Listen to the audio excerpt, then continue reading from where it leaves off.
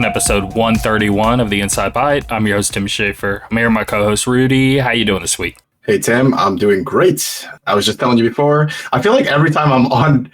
Sorry, I should rephrase that. Every time I'm waiting for a snow day the next day, I also happen to be recording. I mean, literally every single time. So here I am again, counting down. I think I've mentioned on this podcast, there's a guy who all the teachers follow, like on Twitter. He's really famous for doing like the predictions for the next day. He'll list like each district, right? He'll build like percentages. It's become like a little. He's got like a big following, and it's like for New York specifically. It's this area called the Hudson Valley, which is like a few counties in New York. Because I guess he grew up here. Anyway, it's become really like funny. Now it has like each district has like a little icon. All the people log on at 6 o'clock. Here come the predictions, and everyone's nice. Logging on at 6 to check. So anyway, so my chances right now are 80% delay, which is pretty good chances, and 75% chance closing, which is also not bad. That's pretty good. So I'm taking that. Yeah, and my daughter's school is 5% less in those two categories. So my ideal situation would be I'm off and she goes to school. Man, that would be that would be amazing. But yeah, we'll see. I feel like the districts kind of follow each other though. They see like, okay, our next door district closed. Let's close too. Usually that's how I see it go. Currently, I would say this would be the coldest. Like, this is the peak of winter, right? Like, January 15th, sure. Does it get any? Like, I don't mean, obviously, the temperature right now, but I just mean in the calendar. Right. Like, wouldn't this be the height of, if it were to be the coldest, it's going to be now? Yeah, I'd say somewhere around now or a week or two from now, somewhere around there. But yeah, I'd say so. And it is freaking cold outside right now, so we'll see. Somebody was in like Texas and they're like, yeah, it's like 30 something. It's like 68 where I'm at. And I'm like, yeah, well, I don't know what to tell you, because for you right now, what is it? Teens, early 20s? It's 18 degrees outside right now. Yeah. So it's like 60, I think 61 right now for me. So. Oh man, that's nice. Yeah. So you can step outside right now in a t-shirt and shorts. Oh yeah, that'd be nice. Easy. Oh man, see, that is. I am a little jealous of that, to be honest. I never see snow. I mean, I've seen snow because I've lived elsewhere, but it's not happening here. I'll tell you that. All right, that's awesome. A lot of news this week, so we're just gonna get into the news, and we're gonna start with something pretty cool here. The top 20 sales of 2023, now that we know that. Number one is really wild. The news already has it listed here, but let's hold off on saying what number one is. Let's go from 20 down, if you have it pulled up here. And let's run through the gauntlet here. Let's do it. All right, so number 20, Remnant 2. That's a nice surprise. I know the game had gotten some acclaim and stuff, but I guess I didn't realize it sold as well as it did. And it's currently on Game Pass, which is a little surprising because it's not like it launched that way. And they're in the top 20 of the year. So awesome. I would expect a game doing that good to not want to move to Game Pass just to make more sales. But I guess they just really don't care and they're just happy with what they got anyway. Or Microsoft gave them a very big bag. One of the two. Hey, I was going to say that is definitely a possibility. But that's cool. Either way, it's cool to see it up there. Anyway. Yeah, 19 Elden Ring. I was expecting a little more, not much, like a little higher on the list here. But this year was insane. So it makes sense. Yeah, I would think Elden Ring would be a little higher too. But still, pretty good. Because even 18, this would normally easily crack the top 10. I was just gonna say, so FIFA 23 is the next one. I'm surprised that's not top 5 or something. Those sports games are usually way up there. Street Fighter 6 at number 17. That's cool. That makes sense. Number 16, Final Fantasy 16. Again, makes sense. Super Mario Bros. First of all, how are Final Fantasies in general when it comes to like cracking a top 10, top 20 year, stuff like that? I really don't know how they perform. Like, obviously they're very popular and they sell a bunch, but in the grand scheme of things, I don't really know how good they are. Like, well, 15 I think was the best-selling Final Fantasy when that came out. I want to say that was the case, but that was their purpose, was trying to make it as broad as possible. Right. But in general, you know, when like 10, 12, whatever came out, I don't know if they were like hitting top 10s, but I don't know. I don't know. I couldn't tell you just because I didn't follow it as much at that time. But exactly. I feel like they usually sell well, but do they sell like, you know, crazy amounts? I don't know. That's a good question. Yeah, like sell better than Street Fighter 6, for example, because it did this year. Right. Which made me wonder, because Street Fighter's definitely sells a ton. I mean, it's one of the biggest Capcom games there. So anyway. Yep. Okay. Again, number 15. Again, this would be higher any other year, but Super Mario Bros. Wonder, a new 2D Mario in 10 and 15. Now, this just did come out. What was that? November, October 20th, I believe. Okay. Yep. That and Spider-Man, October 20th. So, you know, 3 months in the pocket, right? But still, they usually just crush it. So, and usually doesn't matter. I think also, usually Nintendo games have some long legs on them, you know? So I think we could see that continue to sell more and more. Yeah, I'm sure it will. It doesn't matter if the game's 6 years old. When holiday season rolls around and parents are buying their kids games, they're going to buy Mario, and it's going to sell a ton for years and years and years to come. So that's always going to be a moneymaker there. Number 14, Dead Island 2. Dead Island 2. That, man, I got to say, I think this one struck the perfect balance of people knew what they were getting with this game. No one was buying this game thinking like, oh my God, this is going to be one of the best games of the year. Yeah. They kind of knew what they were getting. Everyone was okay with it being like a 7 out of 10 game. And I think that's probably why it sold. Well, yes, it wasn't overhyped. It just met expectations. Yep. So maybe exceeded a little, because I could see some people being like, man, there's no way it's good, but it's like actually good, but nothing special kind of thing. Right. MLB The Show 23, that's expected. EA Sports FC, that's like, it's expected, but that's still kind of cool because that is FIFA split from EA, right? So you had FIFA, the new, not EA anymore, number 18, but it seemed like people followed EA here instead of going with the new and a cracking 12. So that's interesting. Yeah, interesting. Because you're right, they did split off, so okay. We were wondering at the time, as is everyone, do people follow the FIFA or do they follow the EA, right? Yeah, well, let's say we got our answer. Yeah. So, all right.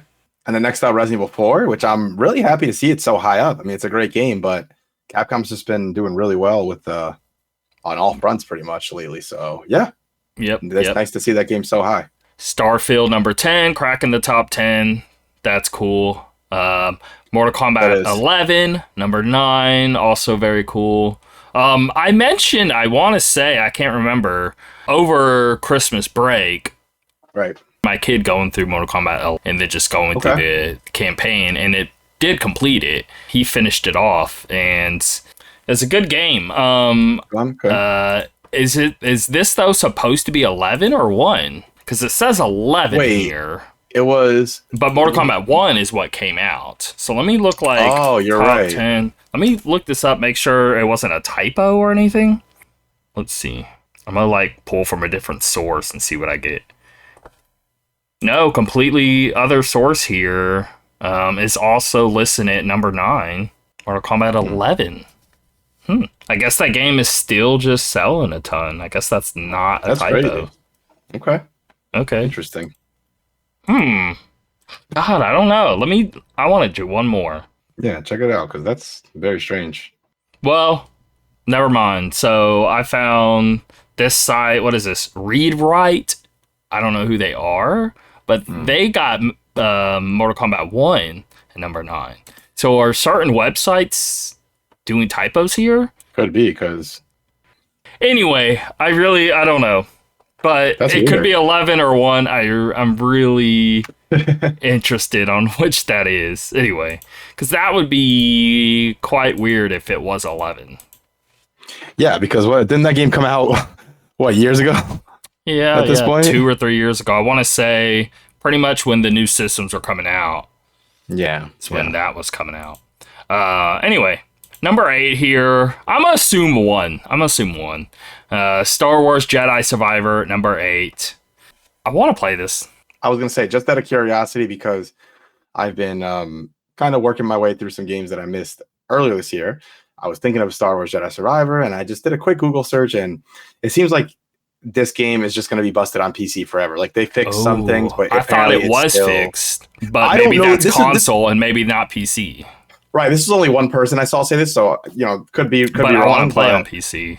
I want to play on PC, and I hear that it's still not in good shape, which is so disappointing. Like, come on, guys! Like, you're not going to fix it on a whole platform, really? It's crazy. What annoys me the most and why I turned away from it as hard as I did was I can't do the stuttering. Like, any other issues, whatever, but this game had the stuttering, and I can't screw around with that. That's so annoying, man. That's got to be the most annoying thing that newer games are doing. Yep. Yeah. So I don't know. I'm curious if that's fixed, but whatever. I'm in no rush though. I got a lot to play still. Of course. Number 7, Call of Duty Modern Warfare 2. And I'll go ahead and spoil, at number 2, we got Call of Duty Modern Warfare 3. So both of them hit the top 10 here, as expected, I guess. No surprise there. Number 6, Diablo 4. Number 5, Madden NFL 24. Number 4, Marvel Spider-Man 2, which I should say is expected, but that's still, it again, it hasn't been out too long, and it's selling this much bigger than Mario. Yeah, that's crazy. Pretty wild stuff, because they're both released only on one platform. And both came out the same day, too. Yeah. But, Spider-Man is technically a more popular IP than Mario, if you wiki the top 10 IPs or something like that. Sure. Yeah. It would come out that way. I think Pokemon is number 1, and Batman's like number 3 or 4 or something like that. Hello Kitty's up in there or whatever. But Spider-Man is in that, cracks that top 5 of just like. But I was surprised when I was looking recently that Pokemon is number 1, the most popular property, like, on the planet. I mean, think about how recognizable it is. That's honestly, insane. I think more people might recognize Pikachu than, I hate to say it, but Spider-Man, maybe. Maybe, honestly. Oh, that's so crazy, though. I don't know. But it is number 1. Just, letting people know there. That's like, I'd be curious to see, like, Pikachu, Mario, Spider-Man. Ask just random all go ages, to the streets and see if every person could name all 3, right? Yep. Yeah, I feel they could. Yeah. I would think so, but yeah. You never Even know, if they know nothing about Pokemon, it's just, there's no way, like, a kid of theirs, a nephew of theirs, something. Right. Anyway, number 3 here. This, I mean, I think it is surprising. Yeah. Legend of Zelda Tears of the Kingdom. Selling more than Spider-Man. So, that's okay. It's as we all have established, it's a damn good game. So, but it's impressive to see it just on one platform get that high, Yeah. Like I said, Call of Duty Modern Warfare 3 number 2. And then number 1. I don't think even the people listening to this wouldn't even be thinking of this. But Hogwarts Legacy, number 1. Looks like that protest really worked. Actually, I wonder, right? If they wouldn't have done that. Oh, I see what you mean. If it wouldn't have sold as much. Like the Streisand effect. Yes, it's like, because people are talking about it, it's only like hurting their cause because more are hearing about it, right? I think that totally could have happened here. Harry Potter's very popular, but again, if you look at like a top 10, they don't even crack the top 10. I want to say there were 14 or 15 or something like that. So, but it's outselling all of this. I mean, I think it could be their fault. Imagine how many YouTube videos and how much discussion. You're talking months about everyone talking about this controversy, right? It was a stretch. I think they made it number 1. They really worked hard, man. Thank you, guys.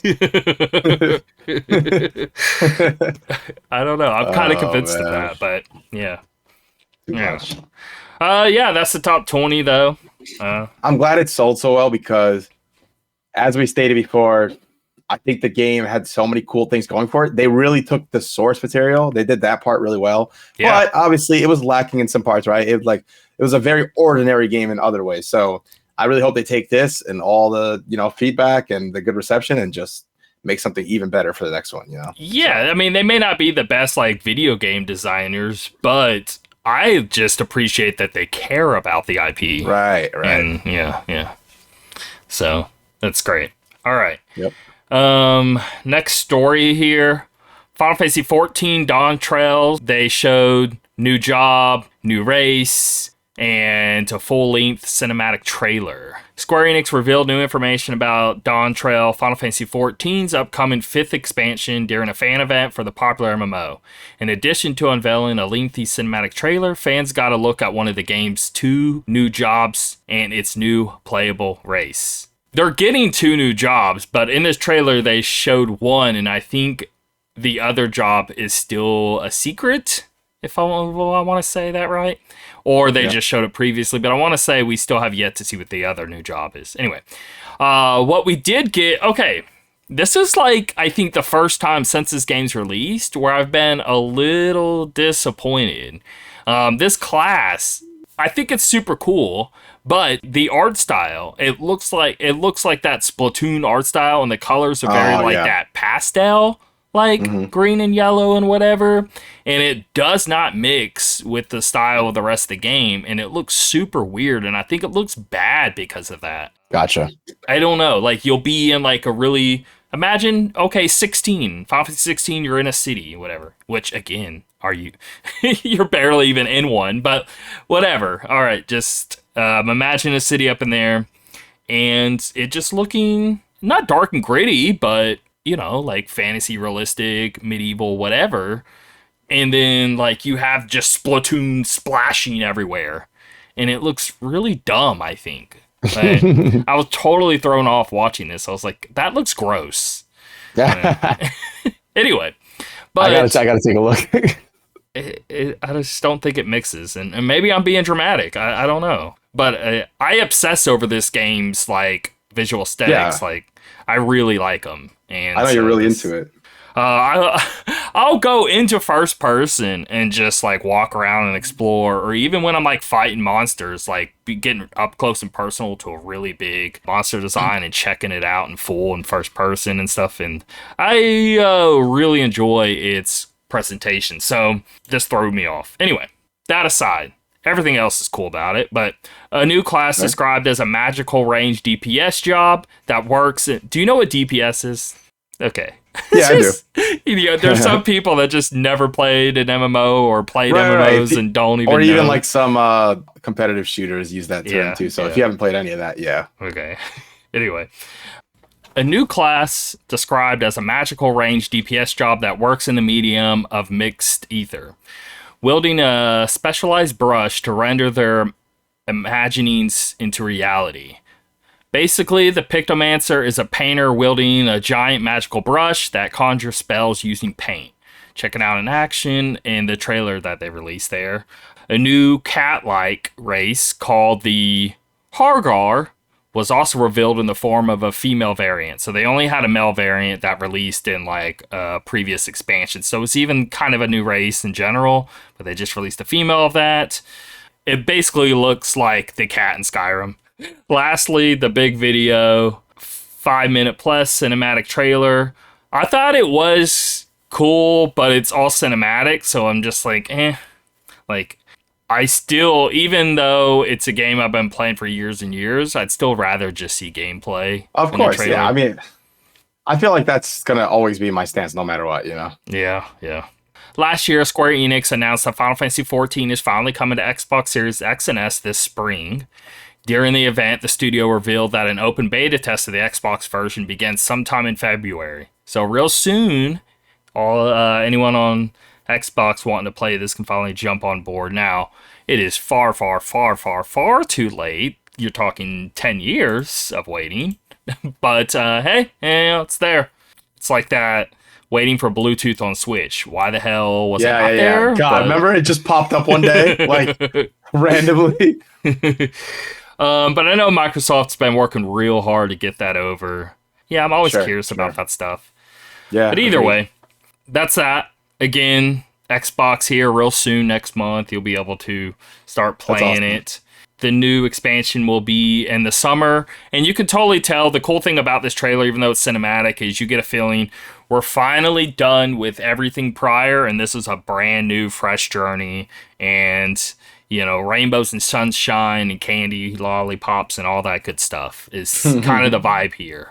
So I like that. That's cool. That'll be a good way to start for the newcomers there, you know? And that's actually kind of crazy to think this is going to be the beginning of some people's 1,000-hour journey or something into this game. Hey, I didn't even think about that, but that is a very cool thing. I didn't like. Yeah, people can now actually jump in and feel like they missed out something because you didn't miss anything. Here's a whole new deal. You don't need to know anything. Obviously, they're going to reference this or that. You know, it is technically, but you could totally jump at this point. And maybe that's the reason they're even doing this, right? They can conclude a whole saga, now start fresh, and now a bunch of people who didn't want to jump in Act 4 of 5 can now just experience something new and hop in for the first time. So, Yep. I don't know why I didn't think about that, but that's probably exactly their strategy. yeah, I would think so, you know? Yeah. That's cool. Okay. The graphics are definitely better. I know cinematics, but of what other videos that are out there, they've definitely been reworking the graphics engine for a while, and I think we've commented on the show before, but recent videos, it's looking real pretty. It's definitely like aging along fine. Like, for example, if you go play World of Warcraft, outside of nostalgia, if you go and load that up, it's going to look real rough. So this still looks pretty current. I always thought World of Warcraft looked so crappy, to be honest. So when I see Final Fantasy, I'm like, okay, this actually looks like it's, you know, pretty good looking. So yeah. Okay. All right, cool. Next up, we got the Apple's $3,500 Vision Pro VR headset launches next month. So the virtual reality market, while not as niche as it was years ago, it's still relatively a small one. Even Sony's PlayStation VR 2 launched last year seemed to come and go with little fanfare, and even less support for the platform nearly a year later. However, tech giant Apple is making its own case for VR, and is doing so with the $3,500 Vision Pro headset launching next month. While we've known about the headset and its frankly absurd price since last year, today the company announced that pre-orders for it will begin on Friday, January 19th, with a launch on February 2nd. The era of spatial computing has arrived, Apple CEO Tim Cook writes in a new blog post. Apple Vision Pro is the most advanced consumer electronics device ever created. Its revolutionary and magical user interface will redefine how we connect, create, and explore. Touching on what Cook writes in that press release, unlike Sony, Meta, and other VR headset makers, Apple's focusing less on the gaming side of the platform, more on its integration into our everyday lives, including work. Hence the era of spatial computing. Vision Pro aims to blend digital content with the physical world using its Vision OS, which allows users to control a virtual UI overlaid on a real space using their eyes, hands, and voice. New spatial games include Game Room, What the Golf, and Super Fruit Ninja. Oh, man, I'm definitely buying this for Super Fruit Ninja, man. Can't wait. Apple is rolling out a new app store to provide users with more than 1 million compatible apps across iOS and iPad OS, as well as new experiences that take advantage of the unique capabilities of Vision Pro, too. Users can interact with apps by tapping their fingers to select, flicking their wrist to scroll, or using a virtual keyboard dictation to type, the company says. And Apple's own Siri Assistant can open and close apps, play media, and complete other tasks with just the user's voice. Apple's new Persona, not that one, feature creates virtual avatars of users for use during FaceTime calls and more, and it's something to behold. If a user is wearing Vision Pro on FaceTime, they appear as their persona, while others in a tile. The blog reads, Persona is an authentic spatial representation of an Apple Vision Pro user that enables others on a call to see their facial expressions and hand movements all in real time. Wait, I have a question before I continue. So it's putting an avatar up instead of just your face? So you're wearing the headset, right? Right. The people can't so it can't see your face. I see. That makes sense. Okay. So what it does is it looks pretty realistic. You can tell it's not actually real. It's and a you little can tell uncanny, it's graphics. but I can tell it's yeah. But yeah. Okay, that's cool. I think it looks cool, but yeah, I don't know how you'd be able to do it otherwise. Right. Yeah, okay. Yeah. The company says Persona works with third-party video conferencing apps too, including Zoom and Microsoft Teams. Perhaps the most eye-catching aspect of the Vision Pro, other than its price, is its eyesight feature. When a person approaches someone wearing the VR headset, the device looks transparent, letting users display their eyes to those in front of them. That is so creepy. Yes. It's certainly something. When a user is immersed in an environment or using an app, eyesight gives visual clues to others about what the user is focused on. Okay, I mean, listen, I think it sounds cool. Do I think it sounds $3,500 cool? Probably not. So I think it's some cool things about it, but I don't know if I would spend I'm never buying this. Okay, let's just say that, right? I'm not. When I watched this video, it released a few months ago. People actually got their hands on it. You know who I'm talking about more than anybody? Is it named Marquise?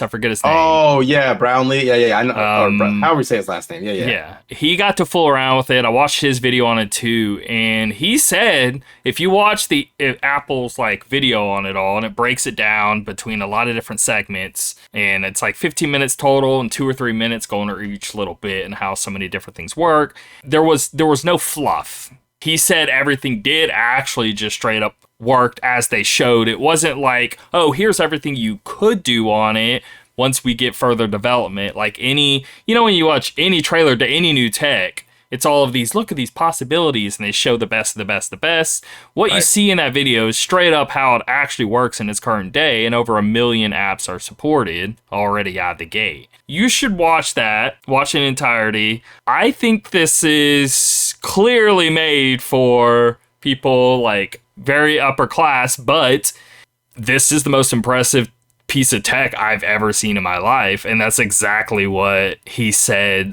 Marcus is like, there's nothing that comes close to how good this is. And I watched other videos of everyone saying the exact same thing. There's nothing that comes close to what this can do and how impressive it is. And when you like pull up the browser and somebody call you or text you, or the way it works with your watch, or the way you can just have it on and just walk through the streets and be able to see anything and everything because it's AR and VR. You could just totally have this on your head and live the rest of your life never needing to actually remove it, and everything can totally function and work incredibly well. That's awesome. So I think that part is incredibly impressive. Now, it looks so dumb. I'm shocked it doesn't look better. I don't know. Yeah. Especially they're pretty good about aesthetics. I'm surprised it doesn't look better. I guess it just maybe if I see it in person, maybe I'll have a different mindset. But it's like the colors are cool and it's got that silver and everything, but it's just like it looks so goofy with like the way the eyes are, because it like reflects the eyes back and it's not your real eyes, and the shape of it I think looks dumb. I don't know. I don't love the way it looks. I think it actually looks pretty stupid. So there's that. But the way it's designed and everything, usually it's the heaviest headset made, but he was also saying that it feels like one of the lightest headsets he put on, just because the way the weight distribution is, you can't tell. And it is apparently super comfortable. So it is like, it's not like you're wearing a VR headset and after an hour you're just like, oh, and you're ripping this thing off. You can't handle it anymore. The Quest 2 is a lot more comfortable than what I previously had, which honestly I bought it one of the highest ratings of that Vive Cosmos Elite that I bought. Comfortability was one of the high ratings. I think this Quest 2 is even more comfortable than that. And then apparently this thing, it makes all other VR headsets super sad on the way it feels, and you totally are just can chill on your couch, be super comfortable. It can connect to your PlayStation, your Xbox, whatever. You can just pick up controller, make the screen as big or small as you want. The video was highly impressive. It just seemed to work with anything and everything. Problem is again, it goes back to what I started. I'm not spending $3,500 on a piece of tech. I don't care how good it is. That's just, I can't go there. It's like a down payment on a car, man. It's like, it's just crazy. It's too much. Yeah, I don't think I can bring myself to do it. But, again, like, let's say I was making $200,000-$300,000 a year. I'd buy it. You know what I mean? I agree with you. I don't think it's a dumb purchase. You just make sure you're not making a bad choice and you have other responsibilities. Yep, agree. Don't get your tax return and blow it on this. Okay? Drop it on this. No, not worth it. Someone's gonna do it. They're definitely gonna do it. now that we put it out there, someone's gonna definitely do it. Oh man. Anyway, all right. All right, so next up, Microsoft has announced the return of its Xbox Developer Direct next Thursday, January 18th. The presentation will provide updates on several of its most anticipated upcoming games. That's cool. It will air at 12 p.m. Pacific. It will spotlight a few of Microsoft's various first-party studios, provide an in-depth look. Specifically, they list that Indiana Jones, Hellblade 2, Avowed, and Ara History Untold will be some highlighted projects. Indiana Jones will receive its first gameplay trailer. That's exciting. And feature 10 minutes of gameplay with 10 developer minutes commentary. of gameplay. That's great. I want to And see this. We haven't seen anything from that, so that's cool. To come in like that is pretty awesome. For Hellblade 2, Xbox is touting a behind-the-scenes look at Ninja Theory's Cambridge studio. No, guys, I'm sorry. I don't care about that. I want to see more gameplay. It's unclear if this will include any new gameplay footage. Microsoft also states Avowed is going to get a deep dive. Oh, I'm sorry. I missed that. No, it's okay. Avowed and Ara History Untold will receive a deep dive into their gameplay as well. Microsoft also states the Direct will not include any updates on games from Activision Blizzard, but they expect more news from those teams later this year. They officially completed their acquisition last year. The Direct will run for 1 hour. Shortly after it concludes, ZeniMax Online will host the Elder Scrolls Online global reveal at 1 p.m., 4 p.m. ET. Great. I want to say one thing. Activision. It's only been a few months since they acquired them. They have a lot of work to do before they actually can start putting things out for the users. So I'm expecting at least 3 more months, if not like 6 months, before they really understand what their goals are, what they're going to put, how, when, where. You know, do they try to work on getting World of Warcraft over the Xbox? Moves like that, they got to really take a lot of time strategizing all of this out with all these new IPs, because they just acquired a whole bunch of stuff. So I'm not expecting any news from that whole deal for a while still. I just wanted to mention that because... Yeah, I agree with you. I think it's going to be a little while. That's a big undertaking to figure all out. So I'm excited. I mean, here's the thing. PlayStation's been dominating exclusives, but I've been complaining that they've all been kind of samey. This is so very different of titles here. I'm quite excited. Yep. Like Avowed, we're getting like basically Elder Scrolls, but by Obsidian, which Obsidian's so good. I'm very excited about that. Indiana Jones, by Machine Games, who makes like Wolfenstein and stuff. That's so cool. Like it's genuinely exciting to see what this stuff is here. So no, it has me definitely very excited. So it feels so fresh and different, and nothing. We've never gotten an Indiana Jones game. If we have, you're talking Lego Indiana Jones or some really crappy movie tie-in thing, but nothing of real effort. Yep. I don't even care about Indiana Jones, but it's still just too big of an IP that like I'm so shocked that we've never really seen this. I know. It's crazy when you think about certain IP. Like, damn, how have we not gotten more of this? You know, such a big IP. It's huge. Yeah. So yeah. I don't know. That's a weird one, but yeah, I'm excited. I'm looking forward to it. What time was it? 3 p.m. Eastern, so 2 o'clock for me on Thursday. Okay. I mean, I'll be working. I was just thinking, like, can I record that? No, I'll be working. All right. Last of Us Season 2 casting. I know who the girl is, but that's it. I don't know who these other two after. Like, anyway. But we have Caitlin. Is that said Dever or Deaver? I think it's Deaver. Caitlin Deaver as Abby. I've seen her, but young Mazzino cast as Jesse, and he looks as Jesse would look, I think. Isabella Merst as Dina. Yeah, close enough. I mean, you don't really have to nail that too hard. The big thing here is just Abby, right?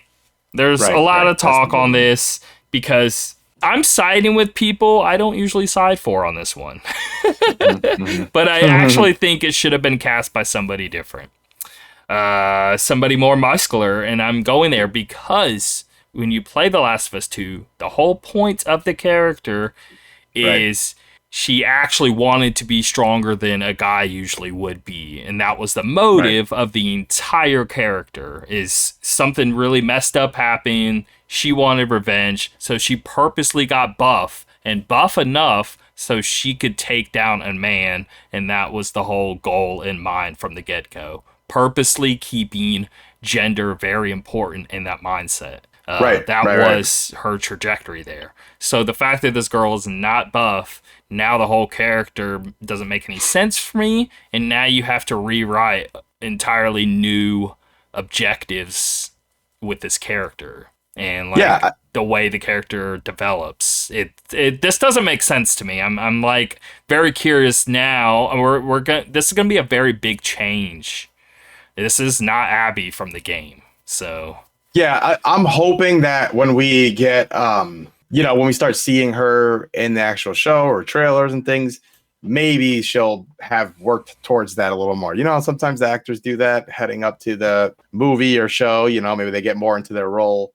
So who knows? But that's gonna take physicality change. Of course, yeah. And that's how crazy these people can do with all the money and trainers and everything they have. But I don't know. That's just my guess. I don't know if that's gonna happen. So. Because if it doesn't happen, now you have to write it differently. Right. I agree. That's where it just gets weird real fast with that. Otherwise, it wouldn't matter, right? Okay, this Isabella Merst as Dina. It's not even the same like origins of race there, right? Very different. But what does it really matter? It'll be good. Don't really care if they change a race when it comes to characters. I never really have, unless it has something to do with something meta than that, like maybe where they came from. You can't convince me this person came from Egypt, but is a ginger. It's like, sure, yeah. Like exactly. Okay, it'd have to be something pretty crazy like that for me to care. Yep. Agreed. Yeah. All right. Okay, retailer listing of a V2 DualSense with 12-hour battery life for PS5 spotted on Best Buy Canada retail listing, $89.99. CAD though, that translates to 70 Rs. 70 so it's the same price as what the previous would be if this is true. But why wouldn't this be true? Because it just literally got posted on their website and then had to be taken down because it was posted on mistake. So clearly this is something on the back burner. But people are stretching here, but it's possible, I feel. Could this be stretching towards the PS5 Pro, right? And maybe this is the controller that comes along with it. And maybe in like a month or two, we get some PlayStation State of Play and they announce a PS5 Pro. And then this is the Pro controller, right? Maybe I could see something like that. Why else are we just randomly getting a controller? But at the same time, so many people have been complaining for so long. I also can see them finally addressing a major concern. I complain about the controller life all the time, so it's pretty bad. Right. So it is not great. No, it's not. So yeah, I mean that I'd buy one. So if they release this and this is, I was gonna say if this is real, but how could this not be real? That'd be really weird. I'd be surprised if it's not real and they're saying, they're seeing a listing on a Canadian Best Buy website. I mean, come on. At that point, it's like almost confirmed, Yeah. So, guess we'll see. Yeah. So you can take this next one. Now, it's a big thing here, but this is going to be basically the majority of the show here. Yeah. Okay. But I think it's interesting because this is actually, because Game Awards is very much like ad driven, trying to make money, trying to get a bunch of views, more of a celebration. This is straight up just awards and awards only and being critical. And it's a very different tone. So this show is far more important, in my opinion, than the Game Awards in terms of awarding games. But I watch the Game Awards because I want to see the announcements, and I'm interested in seeing what's new coming, especially because we don't have E3 anymore. So, makes sense, right? But I'm interested to see what wins what here. I don't know. I guess what we'll do is take turns here on each one and pick what you think. You can pick your favorite, or you can pick what you think would win, or you could do both. I don't know. All right. So I'll start off with Outstanding Achievement in Animation.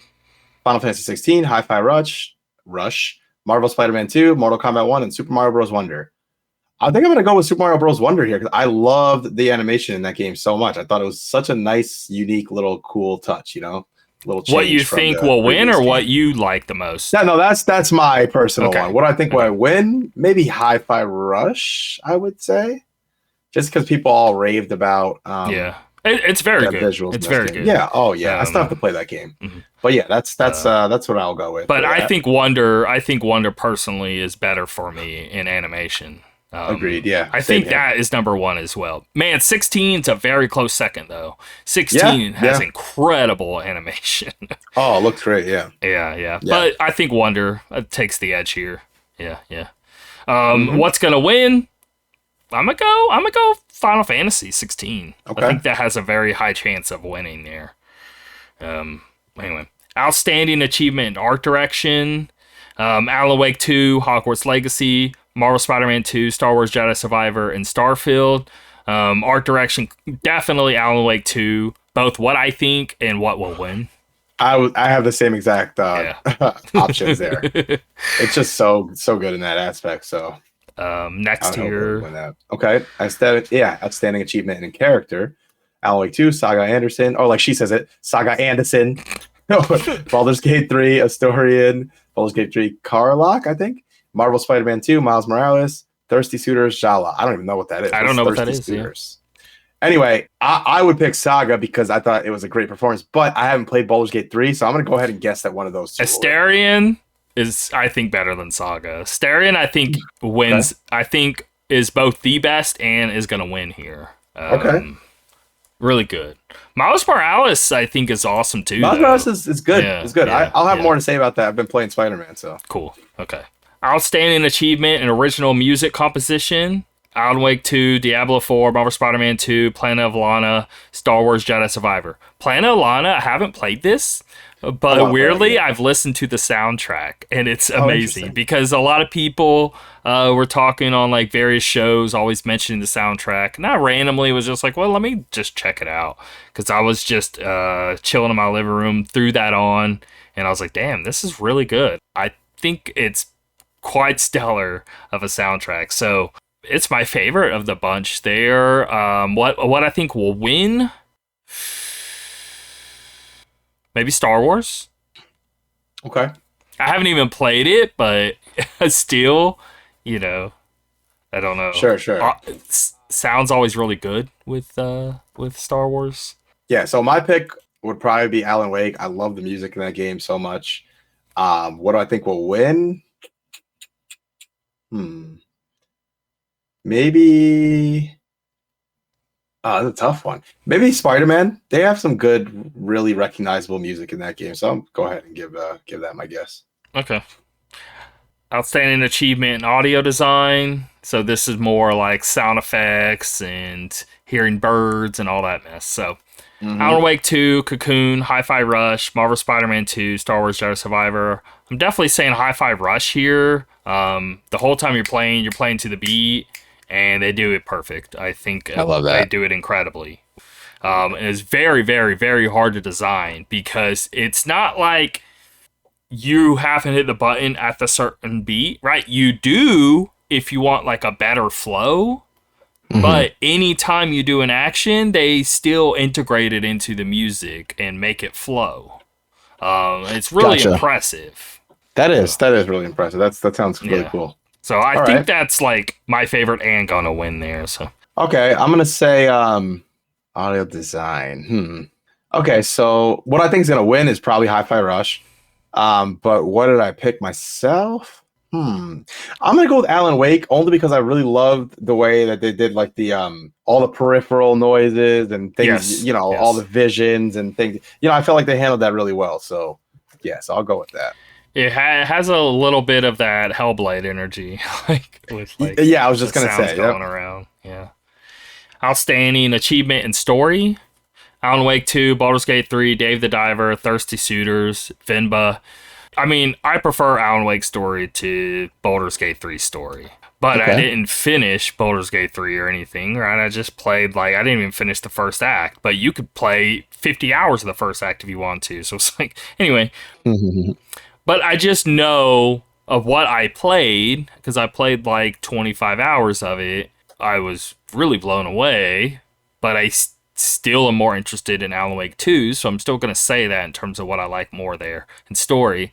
What I think will win, man, that's a real big toss-up between the two. I think both of these have a very big chance of winning. And I think most people think this way too. I think this is going to be very hard for the judges here. Yeah, agreed. That's gonna be a hard one. Again, I have not played Baldur's Gate 3, but otherwise I have to go with Alan Wake 2. It's just it's a great story. So what can I say? Outstanding technical achievement: Alan Wake 2, Marvel Spider-Man 2, Hogwarts Legacy, The Finals, Legend of Zelda: Tears of the Kingdom. Technical achievement. First of all, The Finals. I've been thinking about it, man. I think I want to hop on. Yeah, we should try it out. I haven't actually played it, but I downloaded it because I was curious. But yeah, I'd definitely be willing to give it a shot. So. We haven't had a shooter blow up like this since Apex, and that's at this point that's a long time ago. So it's been a while since we had such a big boom.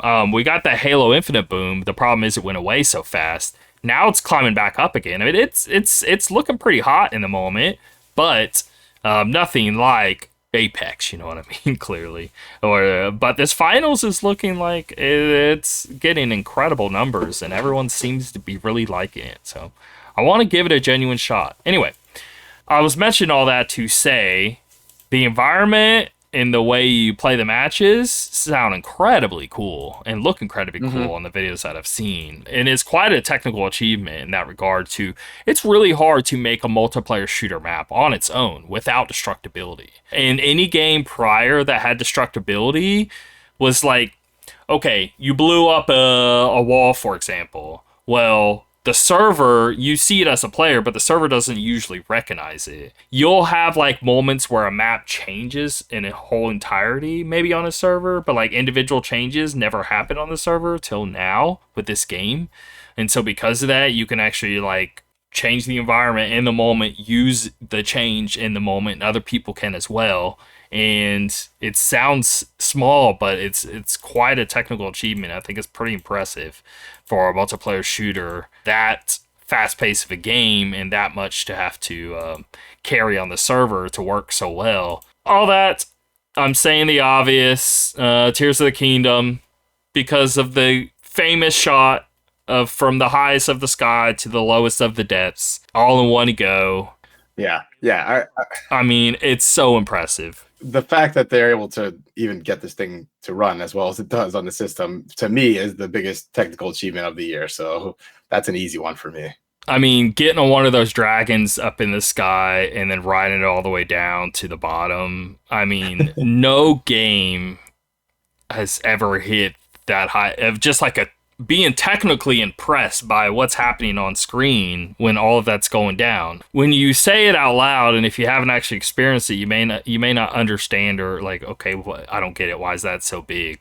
Why is that so important? But once you realize how gigantic the world is and how dense and how many things there are, like when you think, if you haven't played Breath of the Wild or Tears of the Kingdom, and Tears of the Kingdom is definitely far more layers, but if you haven't played either and you played Elden Ring, just imagine that, right? Like, Elden Ring is so, like, there's something new to discover constantly. I mean, you're talking take 15 steps in any direction. You may at least have to attack something, you may find an item, you may hit a tree, you may hit a statue, something. It's so dense. And so many secrets and all that. Yeah. And Tears of the Kingdom hit that, because when Breath of the Wild came out, Elden Ring made it look sad. And like, man, Breath of the Wild is pretty empty. But then when you play Tears of the Kingdom, you're like, okay, now they're back together again on how dense they both are. So I think it could have surpassed it, but it at least matched it. I don't know. It's hard to say if it surpassed or not, because again, I still have yet to clear through this. But I feel it's at least matched it of like Elden Ring density. I agree. It's just a different way in which they did it, but it's so unique. Yeah. You know, no one else does it like them. So, that's definitely an easy one. Because if Elden Ring was in this list, we'd be having a real hard discussion right now. Yeah, it'd be tough. For sure. But anyway, so I have to say Tears of the Kingdom. And unless people really just sit down and play with it, I don't think they quite understand how impressive that world is. It's so shocking. Anyway. Yep, agreed. All right. Next up, action game of the year: Armored Core 6, Dead Space, Hi-Fi Rush, Marvel Spider-Man 2, Remnant 2. For me, when I think of, I know some of these terms become kind of tricky with action game. For me, the one game on here that truly is an action game, when I really think about it, to me is Armored Core 6. Like that was a straight up mech action game the whole way through, and I thought it was fantastic. It really made me feel like I was playing some sort of, honestly, the only game I would say isn't action. Dead Space, I'm not calling an action game. Yeah. Survival horror. But Hi-Fi Rush is sure. Action. Spider-Man's action. Remnant's action. I'd say the rest are, but no, they definitely are. I guess the one that is like the most the most of action. Okay. Yeah. I mean, that really is probably the case. Yes. Yeah, and to me, I think it could actually win too, because I feel like they didn't recognize Armored Core as much as it should have this year. So, well, I still have yet to play Remnant 2, and I still have to. That's the one big game of 2023 that I have never touched. I installed it on my system. All I have to do is start it. But man, there's still a lot of play, man. I don't want to drop what I'm currently doing, but I need to be able. I don't know. Maybe I should. Just for like an hour or two. I just need to understand what's happening with this game even. I didn't play the first one either. I've seen a video, but I've never actually put my hands on it. So anyway, Adventure Game of the Year, Alan Wake 2, Cocoon, Dave the Diver, Star Wars Jedi Survivor, The Legend of Zelda Tears of the Kingdom. Adventure, Zelda's all about adventure. This wins. As if I'm imagining going on an adventure, this is going to win in that department for sure. Right. So, yeah, I would pick Zelda for what I want and what I think will actually win too.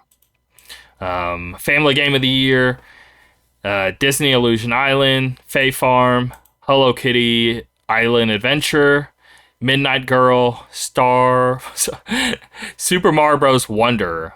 First of all, Super Mario Bros. Wonder is not a family game, dude. Just stop. Just because it's Mario doesn't mean because is family like appropriate for the whole family? Is that what they're trying to say? Or they yes, I guess you can play 4 players in it. Yes, but it's not very good at doing so. Okay, it doesn't deserve awards because of that. Okay, it's a good Mario game. It is not a good family game.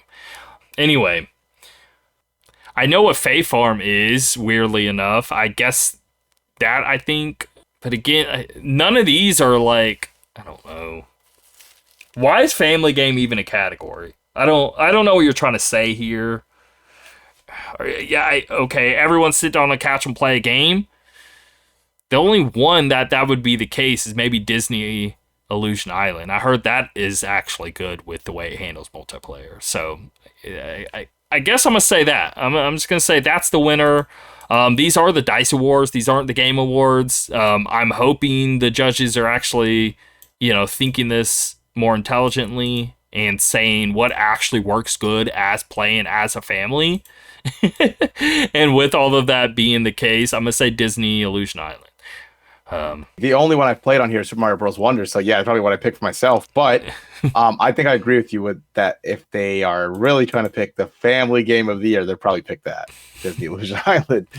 So let's see.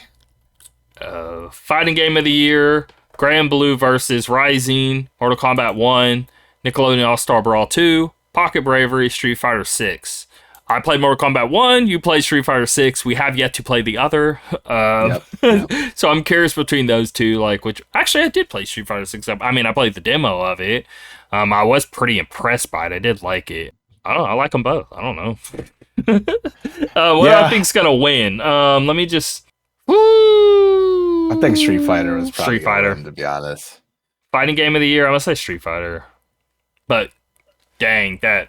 I don't know. It comes down to the person. Is if they put these single player campaign, I'm gonna say Mortal Kombat wins in that. That would be yes. That would definitely right. But if the person cares more of just playing online matches, they're probably gonna pick Street Fighter 6. That's how I see that playing out in my head. So I think it's gonna come down to the person voting in that department. So yeah, they added a campaign in Street Fighter, but it's not on the level of Mortal Kombat's campaign, obviously. So. Okay, Racing Game of the Year, F-Zero 99, Forza Motorsport, Hot Wheels Unleashed 2, Turbocharged, Lego 2K Drive. Well, from everything you've said, I'm thinking F-Zero is going to beat everyone, even Forza. Dude, I hope so. It's so good. But I don't know. I think Forza will probably win, but I'm pulling for F-Zero 99 just because it sounds awesome. Me too. It's so good. All right. I really hope that wins, by the way. That'd be fucking that'd be awesome. dope. Yes. All right. Role-playing game of the year, Baldur's Gate 3, Cyberpunk 2077, Phantom Liberty, Diablo 4, Final Fantasy 16, Starfield. Starfield's my favorite. What I think's going to win is Baldur's Gate 3. What I kind of hope wins is Cyberpunk. I think that would be a cool win there, but I do think Starfield and Baldur's Gate 3 are better picks, though. I think Baldur's Gate 3 is going to win, probably, to be honest. Yeah. But, like, the best at role-playing, like, if you're just thinking of the concept of what a role-playing game is, like, Baldur's Gate 3 should win. Yeah. I would think so. Anyway, sports game of the year, EA Sports, FC 24, MLB The Show 23, WWE 2K 23. I'm gonna say MLB The Show is gonna win. I'm gonna say that as well. WWE has a chance. Apparently, is it this one to where like the year? Oh, it's actually good again, or is this that year where it's also trash again? I don't remember, but I remember it's been trash for a long time. Yeah. Strategy simulation game of the year: Against the Storm, Colbit Core, Dune Spice Wars, The Last Spell, War Tales, Where the Hell's Pikmin 4? I don't care.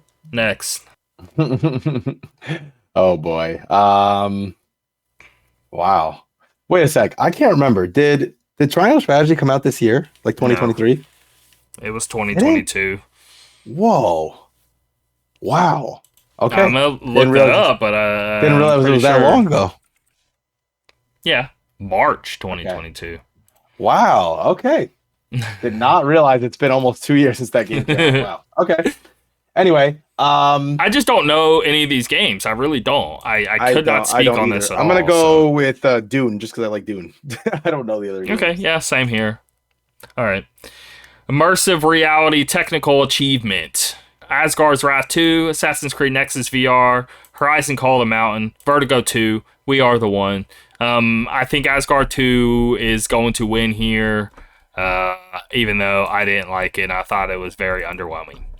I remember you saying that. Yeah, I really have no answer on this. I didn't play any of these games. I'll just guess Horizon Call of the Mountain. I don't know. Immersive reality game of the year. We already went at that. Outstanding achievement for an independent game. Hey, these are actually independent games. Look at that. Cocoon, Dredge, El Paso Elsewhere, Thirsty Suitors, Venba. And this game, sorry, it was too massive of a year. I didn't have the time to play a lot of the smaller stuff. And it's no disrespect. I actually would want to. It's just a matter of getting time for it. But... So I really can't speak here outside of Cocoon, which I played and love, and one of my favorite games of the year. So I'll just go there. Here, and I hope it wins. Yeah, because it's a fantastic game. So, yeah. Mobile game of the year. Mobile game. Gubbins, Hello Kitty, Island Adventure, Honkai Star Rail, Terra Nil, What the Car. I'm just gonna say Honkai Star Rail wins. I'm gonna say I kind of like that What the Car. I know what it is. I have yet to play it. It looks goofy. I don't know. I played What the Golf. It's pretty fun. It's like one of the very few mobile games I would recommend to people, and there's no way from a 4-year-old to a 35-year-old serious gamer bro all the way to like a 90-year-old person, they all will find What the Golf incredible. I think it's such a special game. Anyway, is that the one that what's his name, Devlon, was talking about from our group? Is that the one? I don't know. I love it though. Okay. Not the VR game. Not the VR one. Not the VR. No. I'm thinking of a different one. This is a mobile game. Gotcha. But it's super cool. But What the Car, I'm imagining instead of it being playing off of golf, which it right very loosely is it a golf game. It's very weird. I don't know how to describe it. It's very trippy. Best way I could describe What the Golf, just so you understand, Okay, the first, you know what? I know exactly how to word it. It's like WarioWare. So it's like, okay, you have a few seconds, gotta like make the ball into the hole in your golf club. Okay, the very second one is now you're a ball hitting the golf club, and then the next one, oh, now you're a golf club flying through space or something, right? It's just very weird insanity and very funny, very fun, very cool mobile game. You should totally check it out. And I want to play this What the Car.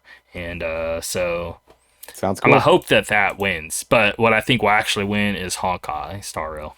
Anyway, online game of the year, Call of Duty Modern Warfare 3, Diablo 4, Omega Strikers, Street Fighter 6, the finals. What do you think here? Online game of the year. I'm gonna go ahead and go with. I haven't even played the new Call of Duty, but I hear it's not great. So I'm not gonna default to that. Well, the single player is not great. Or is that what they're saying? Yeah. No, but I've even heard people say that they feel the multiplayer is like people the same always thing say as 2. that. I mean, that's true. That's true. To be fair. No, I'm gonna go with Street Fighter though. I feel like it's had a really great year. People have been raving about how good the online is and everything. So I'm gonna go with that. Yeah, the finals is too fresh, or I may say that, but yeah, I'm gonna go Street Fighter 6 here. Yeah, I agree. Both in what I think should win and will win. Outstanding achievement in game design. Baldur's Gate 3, Cocoon, Dave the Diver, Super Mario Bros. Wonder, The Legend of Zelda, Tears of the Kingdom. Now, in achievement and game design, I think we both strongly understand what that means. That just means, like, basically, how hard was this game to make? Right? And what all layers and complications and all of that. Both Tears of the Kingdom and Baldur's Gate 3, incredibly difficult games to create and incredibly dense games and all that. There's so many things where Baldur's Gate 3 would excel in. But then there's so many other things, like when it comes to combat, Tears of the Kingdom is going to blow Baldur's Gate 3 out of the gate, I feel. But that's just, okay, it's more fun and all of these combinations of items and stuff.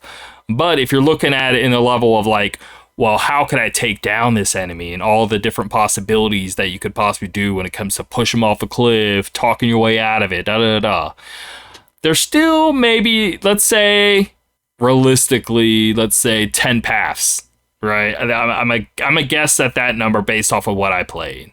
15 max. So let me think of it in that level of like Tears of the Kingdom. How many ways could you approach things? Is it kind of the same? I mean, is it more? I'm trying to think of all these different aspects of like what makes game design incredibly difficult. And combat alone, this is hard. Much less like the rest of the conversation. Yeah, I remember that day when I was trying. I was already familiar with Zelda, but I was trying to get into the temple. Right. I feel like after that day when you told me, "Oh, well, try this," and it's not like you even told me what to do. You were just kind of like, "Try more," and I was like, "Oh my god!" It kind of like opened my mind a little more. I was like, "Wow, this game really is something crazy," All these there's definitely ways you can approach stuff that you definitely could not do in Baldur's Gate 3, but it's so incredibly different that there's definitely things you can do in Baldur's Gate 3 that you can't do in Tears of the Kingdom. So it kind of, but it's like, do they end up being on par in the end when you're comparing all of these numbers of systems going on? I don't know. That's a genuinely great question because I could see so many people being like, dude, Baldur's Gate for sure because of all these different possibilities. But game design's a lot more than just how many possibilities are there. Right. I get what you're saying. It's a number of things, right? It's like a whole package. Yeah. And I feel that they just nail that, Have more fun running around swinging a sword than I do. Like, I think the combat would feel better than the combat feeling in Baldur's Gate 3, but Baldur's Gate 3 is not trying to feel good because you're telling the characters what to do. It's not about it feeling good. So why would I even compare? You know what I mean? So it gets really hard to compare such things and try to say which is better or worse. But I feel confident in saying, like, if you were to sit down with like the game director of Tears of the Kingdom and then Baldur's Gate 3 and they discuss all of these deep systems that they did, I feel they could have conversations for what 50-hour plus podcast. It's still not go over everything on how the complications of these games. So I'm pretty confident in I see them as equals here in game design. Right. Yeah, no, they're both way up there. So yeah. And I don't want to crap on Mario Wonder. Mario Wonder is incredible game design. One of the best. Maybe you could say this is the best Mario game, or at least best 2D Mario game to exist. You could make claims like that. So yeah, it's very important in game design. But I'm just saying the insane leaps that Tears of the Kingdom, Baldur's Gate 3. This is stuff that's going to be emulated for the next 10, 15 years. Yeah, for sure. It's going to be. I mean, I think that's clear, with everything they've accomplished. But it's a tough category. There's a lot of good ones in there, So, and even something like Cocoon, man, like the amount it took of talent it took to design a game like that is ridiculous, So, I don't know. It's a tough one. I'd probably pick Zelda myself personally, but I also have not played Baldur's Gate, But I think Baldur's Gate will probably win, though, to be honest. Now, I think Baldur's Gate 3 is so good that people who don't like the genre can also play that game and enjoy it and never want to play anything else in that genre. Yes. Like, I don't think that's going to... Like, I think people could be won by the genre and want to play more, but I think it's so good at what it does, you could not care at all about that genre and pick it up and play and still be blown away and become like one of your favorite games ever kind of thing. And you then try to play another game like it and you're just like, right? Agreed. I think it just sticks out from the crowd there. So it's almost like what happened when Super Mario Bros. Came out, for example, and it's like, okay, well, everybody can just like, regardless of what you think you may like, once you experience something that good, it just breaks all niches people may have with this or that. So I think it's that good of a video game. And with Tears of the Kingdom, I wouldn't say that's really the case unless you haven't played Breath of the Wild. Yeah. If you didn't play Breath of the Wild and you got a Switch and this is your first time going in, right? That it could be to that level of like making you even fall in love with video games. Sure. That kind of good. Or making you care about an action game where anything prior, all you ever did is play like puzzle games or something, I don't know. Yep. Anyway. All right. Outstanding achievement in game direction. Now, what's the difference here? I think direction is meaning like a director's point of view. That's how I'm going to imagine it. That's a good way to look at it. I'm Peter Jackson. And how am I reviewing how these scenes are taking place and these camera angles and what's being presented to the viewer at all times and how captivated they are and all of that. That's how I'm going to imagine this. And with that being the case, Spider-Man 2 could really be up there.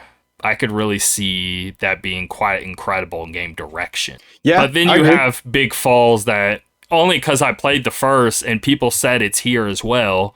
You just have too many times where it breaks the pace and you're just kind of pulled out of it, of like a random like gameplay bit of you having to like do a chore for somebody or something. I get that could be immersive for people because it's not just about Spider-Man, but about Peter Parker, Miles Morales, and blah, blah, blah, blah, blah.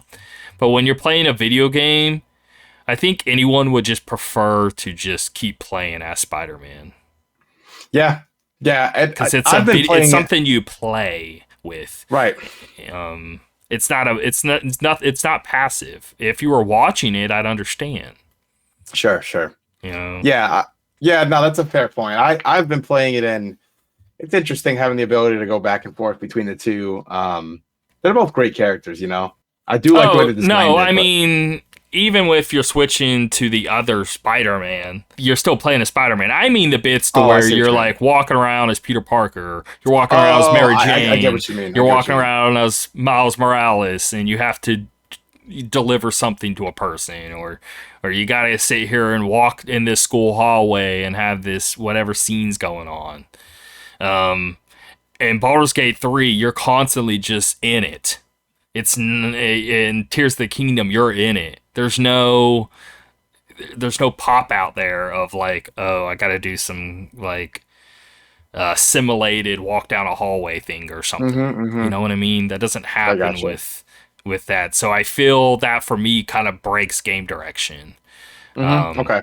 Otherwise, I feel it could be with the rest.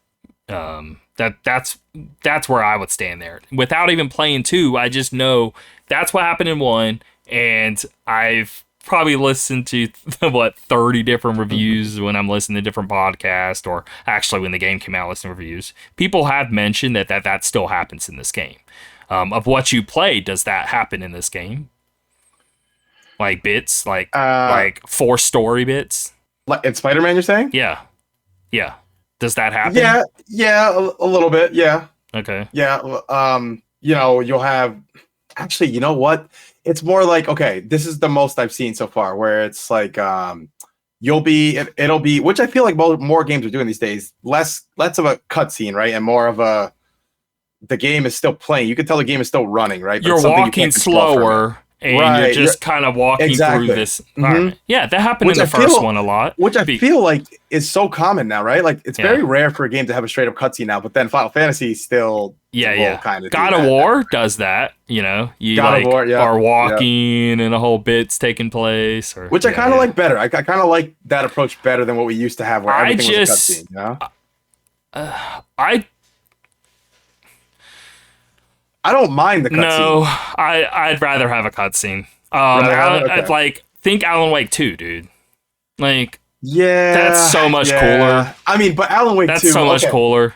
So the way that Alan Wake does it, I'd rather have a cutscene, you know, because they really, really did it well. I don't know, man. I guess I don't really have a huge preference either way, but I've kind of liked the trend lately of it being in-game, you know?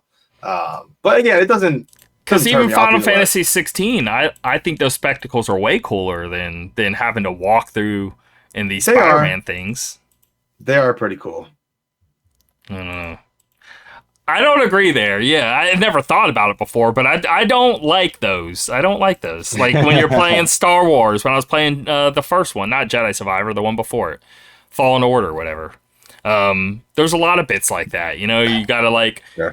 You're like going through a tight space. You're kind of walking. People are talking. You're talking to others. Some scenes playing out. You're walking half the speed, you know, that you normally would, and whatever's happening, and you're trying to get immersed. All that. Yeah. Fair enough. I just rather not have them. Have it be a cutscene, or just have you just playing normal and it's happening around you, like Hogwarts Legacy. Like, the game's running normally. And you can take it at your own pace if you want to go and check something out, and not be forced to check something out. I don't like the. I think that always pulls me out. But I've never even thought about this till now. But I think it was the first time. But Hogwarts is a good example of like, I really enjoyed just walking into a new space and me taking the time to check. Red Dead Redemption 2, same thing, right? Like, I think you're forced. When you're in the snow, you're still not forced. You're moving, right? You are moving, if I remember correctly. Yeah. It's only just you have so far to walk, and it takes a while. I believe so. But it doesn't like change how the game is flowing, or it still feels how it would feel anyway. Right? I think so. I don't think you're like forced to walk a narrow pathway. No, I don't think so. Right? I don't think so. And I don't think it's like more open. Halfway slow walking and forced down a hallway. That's what I'm like not really digging right now. I gotcha. But anyway, all right. But what do you think here, game direction? Now, those are all my views on what I even think game direction is. You could think about it entirely differently. Sure. But what would you pick here? I mean, God, based on this crazy definition that we're trying to come up with here, game direction, God.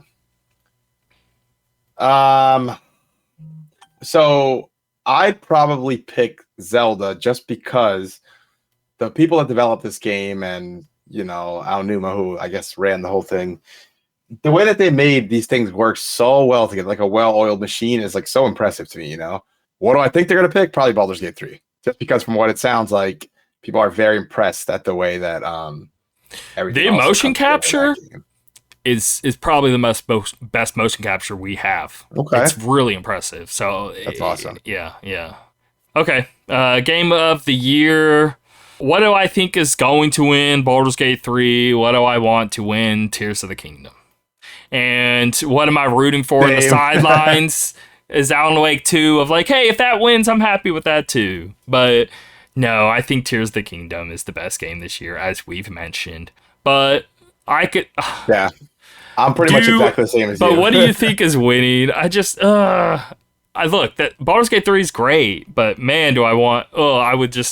I would love it if just Zelda actually won the It's the first year where I feel like a Zelda game doesn't have it locked in 100% because of Baldur's Gate. All right. But I think, just for the record, I think the same scenario as you. I think I want Zelda to win. I think Baldur's Gate 3 is going to win. It would be fantastic if Alan Wake 2 won. That would be really cool. But yeah.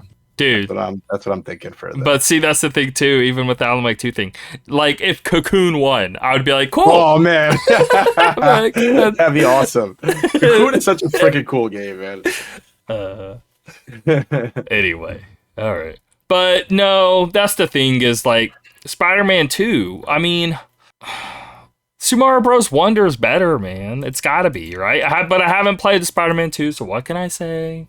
But I'm just like. I'd be really shocked if it's better than Mario Bros. Wonder. I'll give you my thoughts shortly now that I've played it for a while. Yeah. I'll let you know what I think. But Mario Bros. Wonder is so good. Oh, so good. Such a great game. Good. I don't see it, dude. Anyway. All right. That's it for all that. I guess take this next. Okay. Just take the next two, because these are the last two anyway, and then we'll be done here. Sounds good. Sandland launches in April, animated series on the way. Sandland, the video game adaptation of Dragon Ball creator Akira Toriyama's manga of the same name, has a release date and a new trailer setting up the story.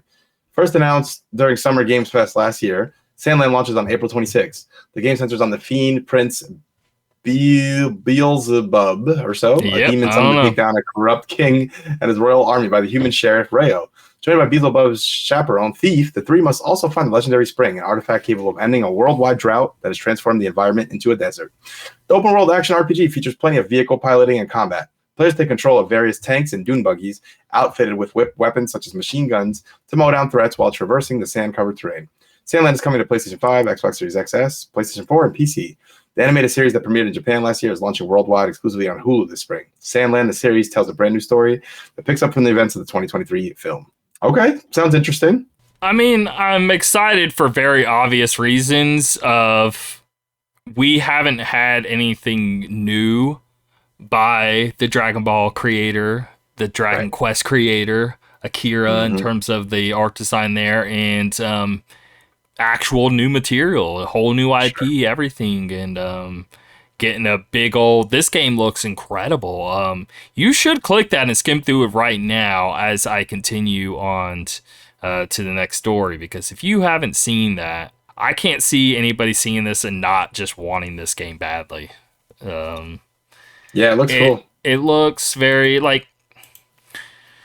The art style is, like, I think cool, but it still looks weird to me. Like, I don't know. I need to actually see it in person. Like, I have a feeling when I actually see the gameplay, it's one of those things where, like, YouTube makes it look worse, I feel, but how do I know unless I see the other? But it looks a little weird and off to me, even though it looks good. But I'm more just, like, excited about it. It looks like such a like fantastic journey of a video. I haven't seen a game like this before. Like in the spirit, it takes me all the way back to like a Mega Man Legends 1 or 2 kind of vibe. Sure. It's like you never really get games in the spirit of like feeling like, I don't know, almost like a Studio Ghibli sort of like adventure. Or like whenever you like Zelda, I say like Zelda has that feeling of like almost like One Piece or something where you're going on this crazy cool adventure. But like, how many Zelda games have there been? For a whole new IP, it's you don't see many with this spirit, if at all. Like I can maybe think of 3 or 4 games since video game has existed with this type of. I just don't know the word other than spirit to it, but I think people know what I mean. Like Mega Man Legends is a good example if you ever played those, but otherwise I'm trying to think like love those games, so good. Where it's like a 3D I don't want to say platformer, but yeah, it's hard to describe. I mean, could you think of a game of what I'm trying to describe here that fits into this? You know what I mean? Where it's like maybe Mario liked, it's like a character in such like unique and different environments that you don't even like, it doesn't feel like real life almost, and it's like right. It's just a whole like I know exactly what you mean, but I'm trying to it's hard to like put into words of what it is. Either way, I'm excited for what comes next, because it does look pretty cool. So yeah. All right. And then finally, Golden Sun and its sequel, Golden Sun: The Golden Age, are joining the Nintendo Switch Online library on January 17th. Always like those games, man. So yeah, and the big thing with these is you finish one, the second one takes place right where the first ends. It's like a hard cut, and it's like continue, and then you gotta wait a year or two. The next one comes out.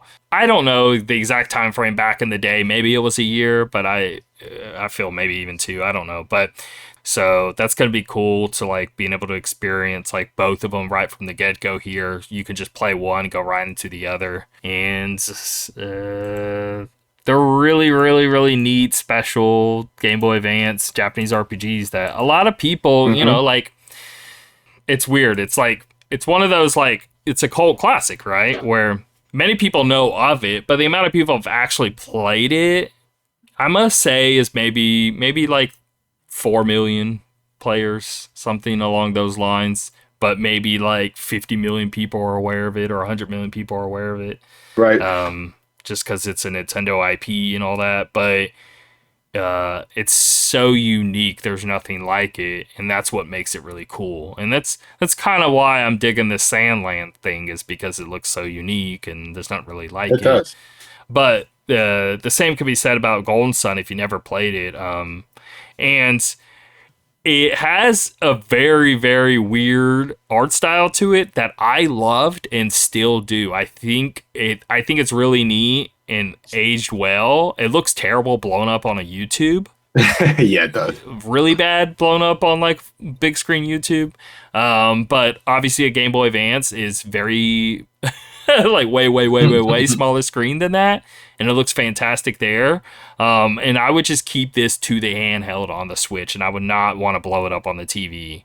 And I think it's going to look really nice as long as you keep it handheld there. So this would be a perfect companion if you have a Switch Lite, I would say. Yeah. Anyway. Yeah.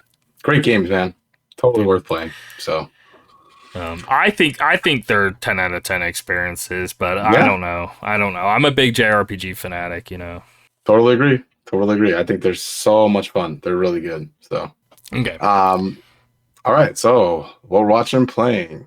I should mention, I didn't put it up here, but I have a student at school that's like obsessed with Demon Slayer, and she asks me every day, like, well, can you finally watch it? I'm like, you shouldn't be watching this, but okay. So I finally decided to give the first episode a try, and I actually liked it. Pretty interesting. So I might continue with that. So I just wanted to throw that one out there. I've never seen it. I have. I watched the first, like, when it came out, and then watched like 2 or 3 episodes, and then I didn't watch any more, and then like a year went by, and I went back, and now I'm trying to like watch it, and I'm pretty far along, but I still like, I think I'm about to finish the first season is what it is, so I still have a ways to go. But yeah, no, I get the hype. It deserves of all the praise. It's very good. Mm-hmm. So yeah, I get it. It's awesome. Mm-hmm. Okay.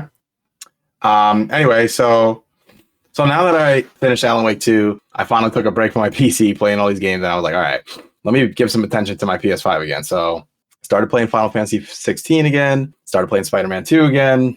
I kind of would just, like, whenever my son's around, I play Spider-Man 2 with him. Whenever he's not, I play Final Fantasy 16. So okay, it was interesting because I guess I'll start with Spider-Man 2. So Spider-Man 2, as I've been playing it for probably like 3 or 4 hours now, I am really enjoying it. I think it's a lot of fun. I don't think there's anything wrong with this game, and I'm sure it's great. I'm just like not interested in experiencing something like this again because I have so many new things I need to play. Like I need to play Baldur's Gate 3, and I'm behind on that because I'm trying to finish other things. So like, I have no hate here. It's just it's like that Mario Galaxy 2 ordeal, like that I mentioned before. It's like, yeah, but I kind of been here already. Anyway, continue. I totally get that. I think the game is. I'm having fun with it. There are some new kind of cool like abilities that I'm like, okay, that's a little different. I'm kind of liking that. I'm not that far where I can say, for certain how I feel about everything, but so far I'm really enjoying it, kind of pulling me into it a little bit more. So yeah, so that's all I really have to say about Spider-Man. I'll obviously keep up with that. But Final Fantasy, this is the interesting one because obviously we played this game when it came out. We both put it down. We kind of have already expressed our things that we don't like about it and things we do like about it. It's interesting because I posted in our group about it just to see kind of like what people thought. I'm like, yeah, put this down. I haven't played in a while. Well, a lot of people were really saying a lot of good things about it. Like people just overall love this game. So I was like, all right, let me get back into it. Let me see what I think. So I've been playing for a few more hours now. I think I'm like 17 hours in now, something like that. And again, as I expected, I'm very into the story. I'm liking the story. I love the characters. You know where you're at right now? I am at... Okay, so something big happened with Sid. Okay, cool. That man, dude, that was such a good moment. That was such a good moment, though. Like, that's crazy. Yeah. And I also saw someone I haven't seen in a long time, which was unexpected, I guess you could say. Yep. Got past that. I got to a village, and everyone had been killed. Seems like on orders from my mother or whatever. Yep. And now we're kind of just going to the next place after that. I'm a little bit after that. Okay, so you're getting pretty close to where I'm at. So okay. Yeah, and it's interesting because I tried to look at this from a different perspective this time around. Like, let me try to appreciate the things. Yeah, let me try to appreciate the things that are actually good about this game, right?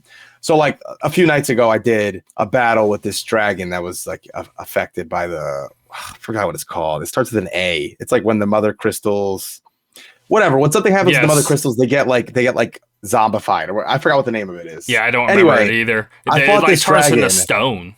Yeah. Kind of. I fought this dragon, and as I was fighting him, wait. I just thought of something. You know what it is? It's that petrification. They don't call it that in 16, right? But think of how it looks. A Saki or a Shaki or Final Fantasy 6, when they have that right. effect or any of that's what's happening there on screen. I feel they're just I feel they're doing that and they're just calling it something different. What's the name of it? A Akashic dragon. That's what it is. Akashic is like when they are living beings that turn from overexposure to ether. Being engulfed in an ether flood for too long. Bearers, dominants, and beastmen are tolerant to it, though, are less likely to turn Akashic.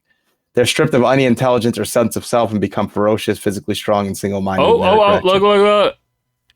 In the Final Fantasy 16, so petrification, also known as lithification, is an affection in Final Fantasy 16 where channeling ether through the one body eventually petrifies it. They do call it petrification in 16. Okay. So I was right about that. Okay, perfect. So anyway, I was fighting the boss and I'm finding myself doing like my normal few combos, but then I'll do the one where you dash towards him and hit him, and then I'll charge it and hit him, and then I'll switch over to another power, and I was like, okay, I'm kind of liking this a little more, and the boss fight was like real epic, I have 3 powers right now. Do you? I have 3. Okay. Yep. And it was just like a really grand scale battle, right? I'm fighting Yeah. with Jill, we're fighting together, and I'm kind of like looking at it that lens. Am I all of a sudden saying like I was totally wrong? This game's incredible. No, but am I getting like a new appreciation for it? A little bit. Yeah, I think so. I'm trying to more not focus on the things I don't like versus the things I do like. Okay, now that you have these three powers, now let's try to compare it to another action game by Capcom or something. Oh Where yeah, do I you mean, think it stands? I mean, I now that you're think further in. I still think by now in another game you'd have such a wide variety of abilities that you're using. In this game, I don't use that many abilities, to be honest. I don't even use the other powers that much. I only use them when I want to use the abilities that are on cooldowns. I don't really feel the need to switch to the other abilities besides the fire that often because I just don't find them that interesting, really, you know? Okay. But when I get going and I'm juggling an enemy or doing the one where you finish them or You're still liking it dodging at the more than perfect what you time, were before, but it's not still to definitely, those definitely. levels. Okay. Definitely. I'm definitely liking it more than I did the first time around. I'm really appreciating sort of the scale of the battle. The boss battles are really cool. Like I really do like that. Yes, I Um, agree. I the agree. exploration I is think, still non-existent. I'm still not caring yeah. about that. Okay. But I am feeling that I'm coming around on it a little bit. Again, not a complete 180, but I'm feeling a little better about it. And I downloaded the DLC because apparently at some point in the game you can play it. So I just Yeah. downloaded it just to have it there. And yeah, I'm about 17 hours in now. So yeah, we'll see. I'm gonna keep going. I So want to say I'm 22, so 22. Okay. yeah, is where I left off. I mean, I keep saying I'm done, but I feel like I have to at least like know what happens with the story because I really like the story. Right. Right. Right. And I'd hate to just like watch a video on it all. But Sure. Sure. We'll have to see. Maybe wait until I catch up to you and get past yeah, you and see what I think. it still just has more cons than pros for me. Um, Sure. Sure. it's So hard, yeah. So but that yeah. that's where I'm at right now. But I'm gonna keep going. See what I think. So You are saying you're in the middle of okay, it's better than what you thought, but you still don't want to use that many skills, and it's still not yeah. like you're playing Vanquish or something, right? No, not at all. No, no, Okay. definitely not. I still find myself doing the side quests. I'm still, whatever. Not minding them. Have I the hear they side get. quests got better yet for There's you? been a few that have been a little better, a little step up. Okay. Nothing crazy yet, but I'm gonna see. I'm gonna see if it keeps going in that direction, No So, Witcher 3 side quests. oh, definitely not. Dude, I honestly I keep trying to play Witcher 3 and I keep falling off and all that. But man, hmm I still always think about how good those side quests are. It's really They're impressive. they're great. Some of them are better than the main game, man. I think each one I've done was better than what I was doing in the main story. To be Oh, so honest, I good, don't think there was a single one that wasn't so cooler good. than what I was doing. So I do always remember that. That's probably going to hold maybe the best side quest in a video game. Like I think it may hold that award. You know, and is hmm there a game with better side quests than Witcher 3? You know, probably not. Yeah, I mean, the only other one that I can think of right away that has some equally as good side quests is Cyberpunk. Cyberpunk has some Yeah, phenomenal side quests too. same Same people. developer. So, Yeah, yeah. but yeah, yep. Okay, I played that Grand Blue Fantasy Relink. The demo hit PlayStation. I've been excited for this game for a long time, but it's been so long since like they first announced it to where we are now that I've stopped caring so many times because I thought I'm like, oh, it seems to be just around the corner, and then you think this for like what 3 years. I can't keep it up, so I just eventually lost interest. But here we are. It's finally a demo at least releasing, and it's just around the corner of coming out. Um, there are other games in this franchise that are like it's like action game or whatever. But this is a single player story narrative Japanese RPG that looks really beautiful. Maybe the best graphics in an anime style of a video game to date.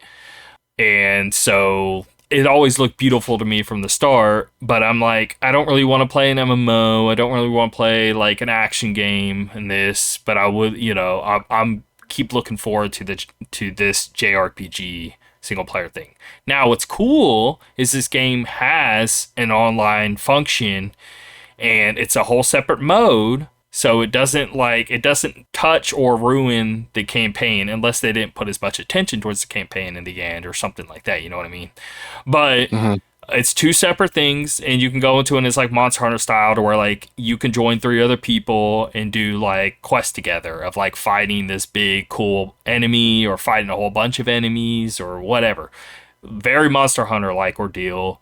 Get gear that way or whatever, and it's a whole separate mode. And I thought it was really cool. I finished everything the demo had to offer. So it has a single player portion you can play. It has a second single player portion you can play in a different area. One's like more towards the start. One's a little like deeper into it. So you can get a sense of the beginning and maybe in the middle of the game of how it feels and what's expected and all that, and how the game is. I was really, really impressed. I loved it a lot. The only thing I would say is I played it on PlayStation 5 and I want to play it on my PC because it didn't look as good as I thought it was going to, but everything I've been seeing is on like high-end PCs. Gotcha. And PlayStation 5, so you can play 4K 30 or you can play 1080p 60. And I'm like, this resolution's like, it's pretty, it's nice, it's totally serviceable, it's really good still, actually, compared to, and it feels bad complaining because it still looks really pretty. But I am used to better graphics than this, and I want to play it on my PC. So I think I think the demo only came out on PlayStation 5, but now I want to see, because I would love to, let me see, I'm opening up the Steam page right now. Let's see if there's a demo.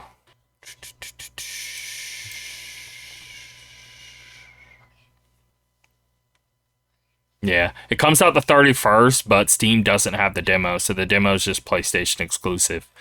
Oh, gotcha.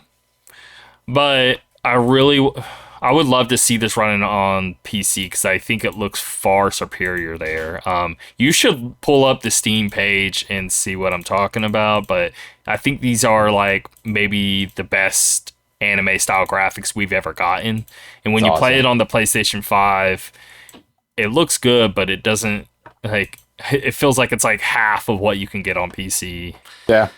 That's the little downside there. Otherwise, fantastic. I love the art style, though. It looks really cool. The story, it's hard to say. It's definitely a little on the cringy side, but it's like, okay, but I only got to like, 20, 30 minutes of story, maybe an hour tops, and it's kind of hard to tell. Maybe when you start playing it longer, it doesn't feel as weird. You know what I mean? Because you understand more of the character and it doesn't come off as strange.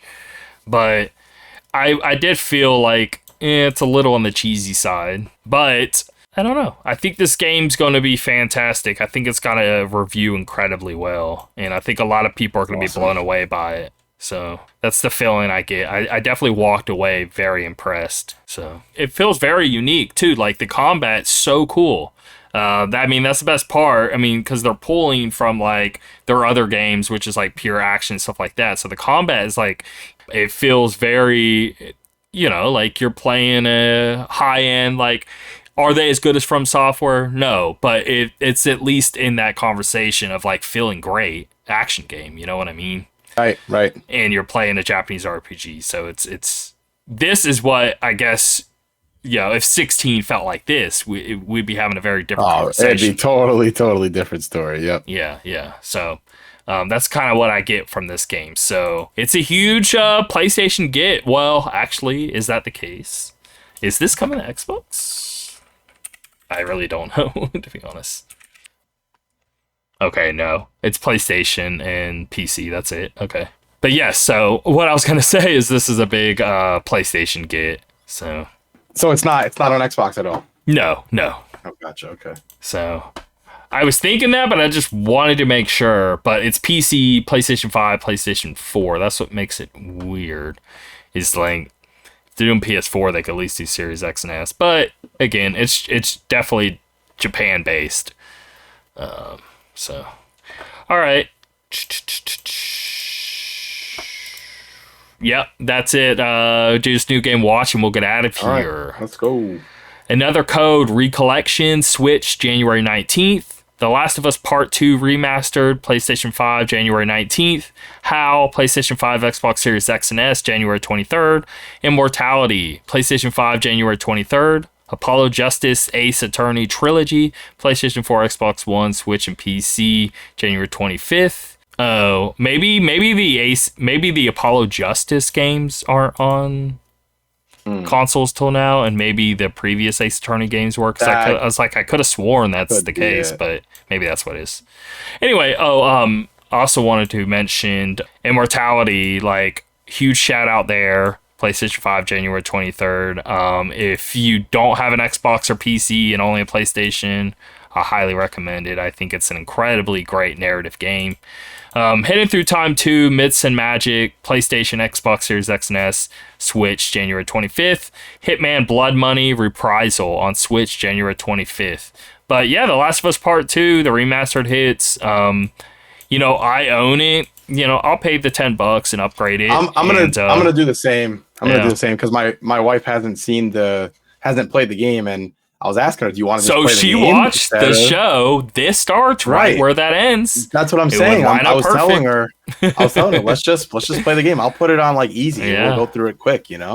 And, you should do that. I think I might do that. Yeah. That'd be cool. Yes, sir. Yeah, I'm thinking about playing it myself. I fell off. Not because of the story. I actually thought the story was super cool. It was. I fell off. I remember saying, I think it was around whenever we were first recording this show. I was talking about how the gameplay, like, I got real bored of it. Because it's like sneak behind somebody, take them out, sneak behind someone, take them out, and it's a lot of that. Yes, I understand they added more complexities in the first game. Yes, they did. Like, it definitely like controls a little better. There's a little more variety in how you can take them down, but just the overall like structure of it, of just like sneaking around the corner, taking somebody, hiding the body, moving on to the next. It's like, I've been playing like Hitman and games like this since like PS2 days. I get tired of it real quick, only because I've done it so many times my whole life, and I'm just like, I just need something a little more exciting than that. But I don't really know. I mean, but what do you really do in The Last of Us 2? That'd be hard. I don't know how you would design a game where that's not what you're doing, because you definitely have to play sneakertive. Maybe have really cool. Maybe have like like a gadget belt, and maybe like the character is like really handy with a lot of like tools, way more than what there's some in here, but like, what if it was like to a like crazy degree that could add a lot more like fun to it, of like, maybe you could set down like really interesting traps. Maybe you can, like, I don't know, from rabbit traps to maybe finding more explosives. Maybe, I don't know, I'm trying to think of like stuff that could add a little more spice to it. Yeah, and you can definitely approach things in a different way, but then you kind of like leave yourself open to get killed very easily if you try to switch it up too much. So then you end up reverting back to just the sneak and kill. I get it. But yeah, I'll have to see how it feels when I it's pretty long, and that's the thing. It's like the first game, like, you finish it in like 10 hours, right? And it's like, I want to say I was close to 20 hours, and I didn't even feel I was like... It's like double, yeah. I don't know. Maybe I was halfway through, and it's like, dude, I'm struggling to keep carrying. I want to see what happens in the story, and so now I do know what happens in the story. Just because I was so invested in the story, I just said, screw it, I'll stop playing, and I just watched it. And I don't feel like I spoiled anything. I watched a lot of different videos and all of that, but that's whenever it came out, and I want to give it another shot. Maybe with it looking a lot better, maybe it can pull me in more, and it running better, because I'm pretty sure it was 30, right? I want to say the original was 30, and then they gave an update to make it 60, I think. Yeah, but I don't think I ever even played the 60. Me neither. Because I've just played it when it came out. So anyway, I want to give it another shot because I'm coming around. I never hated it. It's just, again, it was the gameplay. It just kind of like, it was just getting boring. And maybe I'm in a different headspace now, you know? Like maybe I'll find enjoyment in it where I didn't before. I don't know. Stuff like that can happen. So I'm going to give it a shot. Anyway, all right. Fair enough. That's that'll do it for this episode. All right. See you guys later. Go spend your tax money on the Apple. I can't even think of the name of it now. What do they call it? Vision Pro. Vision Pro. Vision Pro. There we go. And like for real, any I would never buy it. Curious why it costs that much. Once you see how and why and what it actually does, I mean, maybe Apple threw an extra $1,000 on it. But it's at least $2,500 probably in actual tech. I think it actually is pretty impressive stuff. But, I mean, be responsible, guys. Yes. Spend responsibly, my friends. Bye.